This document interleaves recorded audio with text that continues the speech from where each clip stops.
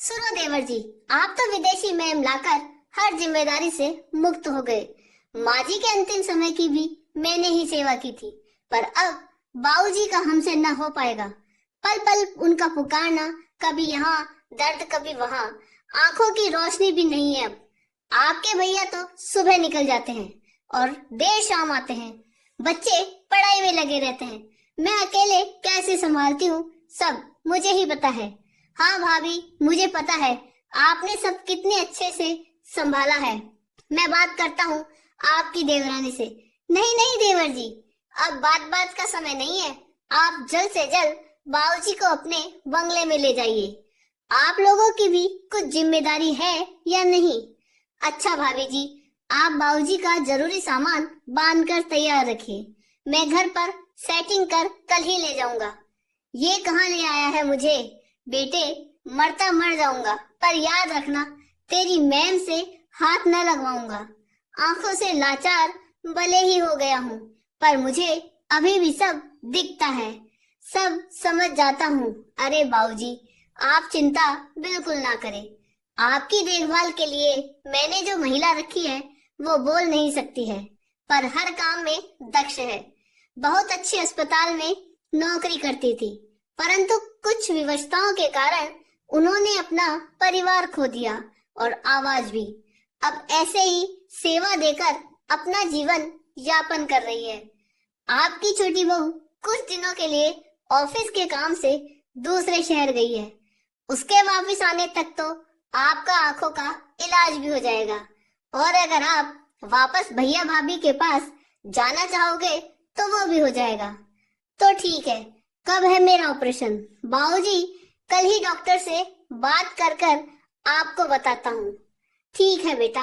अरे बेटा तो ऑफिस के लिए चला गया, मुझे इनका नाम भी बताकर नहीं गया। कैसे पुकारूं अब इनको? बेटी, तुरंत ही एक हाथ ने उनके चरण स्पर्श किए। खुश रहो खुश रहो। बेटा, ऑफिस जाने से पहले तुम्हारा नाम बताना तो भूल ही गया, और तुम बोल ना पाओगी। आज से मैं तुम्हें बेटी कहकर ही बुलाऊंगा, ठीक है ना? महिला ने बाबूजी के दोनों हाथ अपने सिर पर रखकर सहमति दी। अब तो बेटी बाबूजी का गजब ही रिश्ता बन गया। बाबूजी के कुछ भी मांगने से पहले सब समय से हाजिर रहता। बाबूजी भी उसको अपनी बेटी मानकर उससे बातें करने लगे।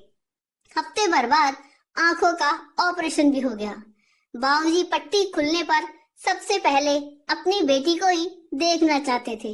मन के तार जो जुड़ गए थे, पर बेटे ने बताया कि अब वो महिला किसी दूसरे की सेवा में लग गई है और उसने पिताजी की सेवा के लिए ऑफिस से छुट्टी ले ली है। अब वह उनकी देखभाल करेगा।